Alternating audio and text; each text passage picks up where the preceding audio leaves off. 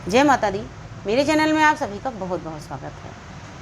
आज की वीडियो बहुत अधिक उपयोगी होने वाली है, क्योंकि इस वीडियो में मैं आपकी एक नहीं अनेकों समस्याओं का समाधान करने वाली हूँ। जैसे स्किन के ऊपर अगर बार बार मोटे मोटे फफोले पड़ जाते हैं, छाले पड़ जाते हैं, उसके बाद में जब वो छाले फट जाते हैं तो उनका पानी जहाँ जहाँ लगता है वहाँ नए छाले पड़ जाते हैं, और जब वो छाले फट जाते हैं, सूखते हैं, उसके बाद में काले, भूरे, पीले, बहुत भद्दे टाइप के दाग धब्बे पड़ जाते हैं। या फिर अगर आपकी स्किन के ऊपर बार बार पपड़ियाँ पड़ जाती हैं, खुजली होती है, स्किन के ऊपर रूसी जैसी उड़ती रहती है, झाइयाँ हो जाती हैं, डार्क सर्कल हो जाते हैं, तो इन सभी समस्याओं का निवारण आपके इसी एक वीडियो में होने वाला है।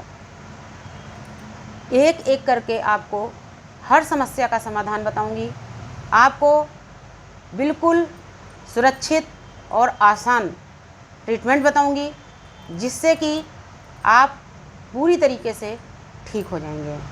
आप सभी से रिक्वेस्ट है, प्लीज़ वीडियो को पूरी सुनिएगा और बहुत ध्यान से सुनिएगा, क्योंकि अगर आप वीडियो स्किप करके देखते हैं तो आप उपयोगी बातें और चीज़ें स्किप कर देते हैं और बाद में आपको लगता है फ़ायदा नहीं हुआ। इसलिए अगर पूरा फ़ायदा पाना है तो पूरी वीडियो सुने, तभी आपको समझ में आएगा कि हमें कौन सा ट्रीटमेंट कैसे करना है। तो शुरू करते हैं वीडियो। सबसे पहले जिनकी स्किन के ऊपर मोटे मोटे फफोले बार बार पड़ जाते हैं, कभी कभी उन फफोलों के अंदर पानी भरा होता है या वो देखने में ही मोटे होते हैं, उसके बाद अपने आप से सूख जाते हैं और पपड़ियों का रूप ले लेते हैं, उन लोगों को क्या करना है? उन लोगों को सबसे पहले अपने भोजन में से खट्टी चीज़ों का त्याग कर देना है। जैसे अगर आप बहुत ज़्यादा अचार खाते हैं, आप चटनी खाते हैं, चटनी बहुत लोगों को बहुत पसंद होती है, अगर आप बहुत ज़्यादा अचार वाली मिर्च खाते हैं, जैसे लाल मिर्च मोटी वाली होती है, यदि आप वो खाते हैं, यहाँ तक कि हरी मिर्च भी अगर आप मसाला भर के बनाते हैं तो वो मिर्च भी आपको नहीं खानी है। इन सारी चीज़ों को पूरी तरीके से त्याग दीजिए। उसके अलावा अगर आपकी स्किन के ऊपर खुजली भी होती है, बार बार ये छाले पड़ते हैं जो मैंने अभी बताए, साथ ही मैंने अभी कहा था जिनकी स्किन पर पपड़ियाँ पड़ जाती हैं, वो लोग भी, जैसे बार बार आपकी स्किन के ऊपर खुजली होती है, रूसी उड़ती है, अगर आप खुजला देते हैं तो वहाँ पपड़ियाँ पड़ जाती हैं, और जब वो पपड़ियाँ निकलती हैं तब भी तरह तरह के दाग धब्बे स्किन के ऊपर छूट जाते हैं, या कभी कभी वाइट ही धब्बे छूट जाते हैं। तो ऐसे लोगों को भी खट्टी चीज़ों का पूरी तरीके से त्याग करना है। बहुत अधिक मिर्च मसाला, ऑयली भोजन और ख़ास तौर से नॉनवेज का आपको त्याग कर देना है। जो लोग मीट मछली खाते हैं, मुर्गा खाते हैं, यानी नॉनवेज में जो जो चीज़ें शामिल हैं मुझे नहीं पता है, लेकिन आपको छोड़ देना है। और अगर आप नहीं छोड़ेंगे तो वीडियो की शुरुआत में ही मैं आपको कह सकती हूँ, दावे के साथ बोलती हूँ कि अगर आप ये नहीं छोड़ेंगे तो स्किन एलर्जी आपका पीछा नहीं छोड़ेगी, आप कितना भी इलाज कर लीजिएगा। और जो चीज़ें मैंने आपको बताई हैं, जैसे स्किन के ऊपर खुजली होना, रूसी उड़ना, पपड़ी पड़ना, छाले पड़ना, फफोले पड़ना, ये सब स्किन एलर्जी ही है। स्किन के ऊपर बार बार अगर कोई भी प्रॉब्लम होनी शुरू हो गई, आप समझ लीजिए कि आप स्किन एलर्जी या चर्म रोग की चपेट में पूरी तरीके से आ चुके हैं, और इससे निजात पाने के लिए आपको परहेज करना सबसे ज़्यादा आवश्यक है। तो ये तो हो गई परहेज की बातें कि आपको किन किन चीज़ों से परहेज करना है। अब आपको इसका ट्रीटमेंट बता रही हूँ, तो मैं एक एक करके कई चीज़ें यहाँ पर बता रही हूँ। आपको जो चीज़ें आसान लगें आप वो कर सकते हैं। साथ ही मैं आपको ये भी बताती चलूँ कि अगर बार बार आपके मुंह के अंदर छाले पड़ने लगे हैं और वो गले तक पड़ जाते हैं पूरे, आपको लार घुटना भी मुश्किल हो जाता है, तो उसका भी ट्रीटमेंट मैं बता दूँगी सबसे लास्ट में। तो सबसे पहले हम स्किन एलर्जी का ट्रीटमेंट करेंगे। हमें क्या करना है, अगर आपके आसपास या 2-4 किलोमीटर की दूरी पर भी अगर कहीं पर नीम उपलब्ध है, यानी कि नीम का अगर पौधा या पेड़ लगा है, तो आप वहाँ से नीम ले आएँ। यदि आपके दरवाजे पे लगा है या आपके ही बाग में लगा है, तब तो आपके लिए रोज़ ही ताज़ी नीम निकाल के उसको पीस के लगाना संभव होगा। लेकिन अगर दूरी पे है तो आप 2-2.5 किलो नीम की पत्तियाँ तोड़ लें, उनको धो के अच्छी तरीके से किसी पॉलीथीन के अंदर भर के रख लें अपने फ्रिज में, और जब जब आपको ज़रूरत हो तो उनको निकाल के इस्तेमाल कर लें। तो आपको क्या करना है, कम से कम आपको 2 मुट्ठी नीम की पत्तियाँ लेनी हैं अगर पूरे बॉडी में आपकी एलर्जी है तो। और अगर केवल आपके फेस के ऊपर एलर्जी है कि छाले पड़ रहे हैं, फफोले पड़ रहे हैं, देखिए ये जो मैं ट्रीटमेंट बता रही हूँ ये आपके पूरे बॉडी में कहीं भी दिक्कत है सबके लिए फ़ायदेमंद है। तो मैं यहाँ पर जो आपको मात्रा बता रही हूँ पूरे बॉडी के लिए बता रही हूँ। अगर आपको लगता है कि सिर्फ फेस पर ही दिक्कत है तो आप उसी हिसाब से अपनी मात्रा को घटा लीजिएगा। तो अगर पूरे बॉडी में है तो कम से कम आपको 2 से 3 मुट्ठी नीम की पत्तियाँ लेनी है, बिल्कुल दबा के भर के 2 से 3 मुट्ठी नीम की पत्तियाँ आप लीजिए। उनको धो के अच्छी तरीके से साफ़ कर लीजिए, यानी 5-6 बार धो लीजिए क्योंकि धूल मिट्टी बैठी होती है, कोई कीटाणु भी हो सकता है।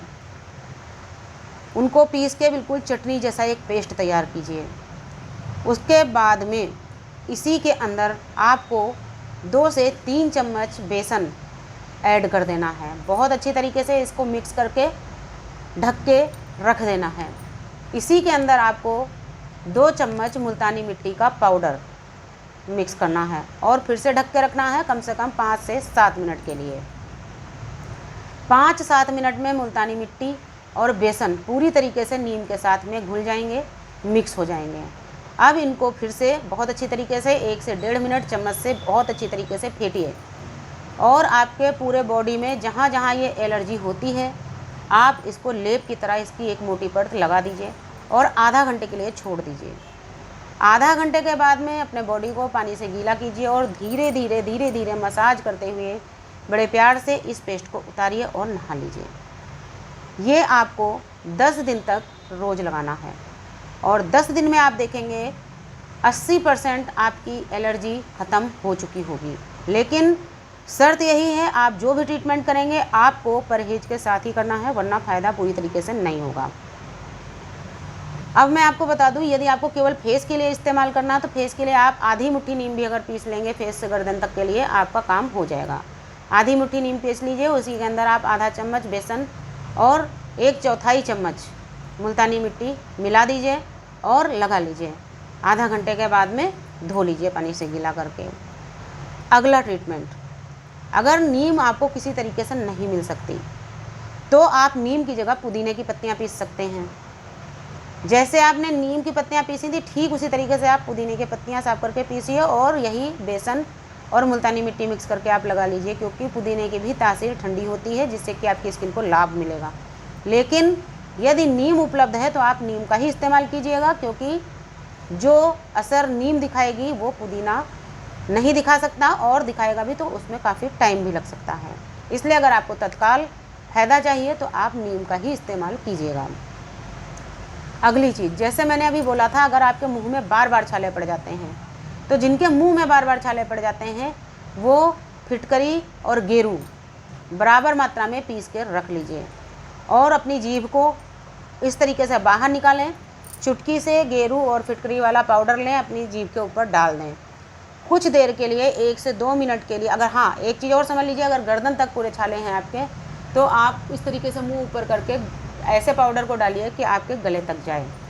उसके बाद आप मुंह को बंद कर लीजिए और आपके मुंह में जो भी लार आएगी वो आपको अभी थूकना नहीं है। धीरे धीरे करके उस लार को आप बहुत थोड़ी थोड़ी मात्रा में अंदर को निगलते रहिए। इसलिए जब आप लार को निगलेंगे तो आपके जो गले के छाले हैं उनमें भी ये मटेरियल जाएगा और अंदर तक के जो छाले हैं या फफोले या छालों की वजह से जो घाव से हो गए हैं वो सारे ठीक होंगे। ये आपको केवल 2 से 3 दिन ही करना पड़ेगा। छालों के लिए, मुंह के छाले और गले के छाले के लिए 2 से 3 दिन में ही आपको पूरी तरीके से फ़ायदा हो जाएगा। बाकी जो मैंने बॉडी के लिए बताया आपको 10 दिन नियमित रोज़ करना है और जब आपको लगे कि 80% तक समस्या ख़त्म हो गई है तब अगर आप इसको हफ्ते में 1 दिन भी लगाते रहेंगे, हफ्ते में 1 दिन कम से कम आप 1 से 2 महीने ज़रूर लगा लीजिए ताकि स्किन एलर्जी आपकी पूरी तरीके से ख़त्म हो जाए। लेकिन बार बार मैं कह रही हूँ, अगर आप पूरा परहेज नहीं बरतेंगे तो पूरी तरीके से आपको आराम नहीं मिल सकता। उम्मीद करती हूँ आपको वीडियो अच्छी लगी होगी। जानकारी अगर समझ में आई हो, आपको लगे वीडियो उपयोगी है तो अन्य लोगों में भी इसको शेयर कीजिएगा। नमस्कार, धन्यवाद।